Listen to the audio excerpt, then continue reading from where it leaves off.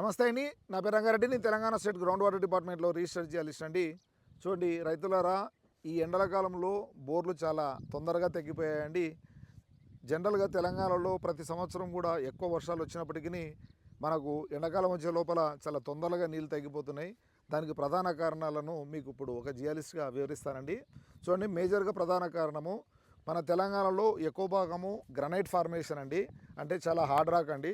ఈ గ్రనైట్ ఫార్మేషన్లో మేజర్గా మనకు ఫ్రాక్చర్స్ అనేటివి ఎక్కువ భాగం, అంటే 90% వరకు మనకు 250 ఫీట్ల వరకే డెవలప్ అయినాయండి.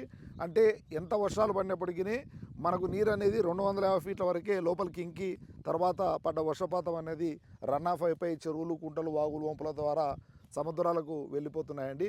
సో ఈ కారణం చేత మనకు ఎంత వర్షాలు పడ్డా కూడా ఈ 250 ఫీట్ల వరకు ఎక్కువ భాగం ఉండే నీరు మాత్రమే మనం ఉపయోగించుకునే పరిస్థితి వస్తుందండి. కాబట్టి ఈ నీటిని మనం తొందరగా ఎండాకాలం వచ్చేలోపు అయిపోవటం అనేది ఒక ప్రధాన కారణం అండి.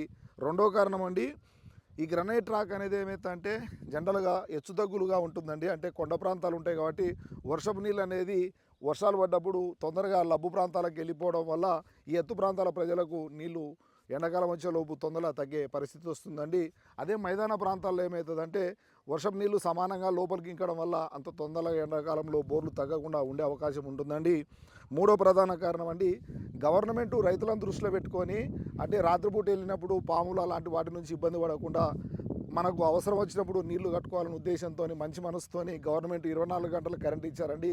కానీ మనము రైతులము దాన్ని అవగాహన లేకుండా ఈ 24 గంటల కరెంటు వస్తుంది కదా అని ఎక్కువ పొలాలు నాటుకోవడం వల్ల తొందరగా బోర్లు ఎండిపోతున్నాయండి. నాలుగో కారణం అండి, ఈ తెలంగాణలో ఎక్కువ భాగం ఈ మధ్యకాలంలో వరి చేనులు ఎక్కువ వేస్తున్నారండి. ఈ వరి చేనులు వేయడం వల్ల నీటిని అధికంగా వాడడం వల్ల కూడా మనకు తొందరగా ఎండాకాలంలో గ్రౌండ్ టేబుల్ తగ్గుతుందండి. కాబట్టి రైతులారా, వీటన్నిటిని దృష్టిలో పెట్టుకొని వచ్చే ఎండాకాలం అన్న మీరు వరి చేనులు తక్కువ వేయడం మంచిదండి. Thank you.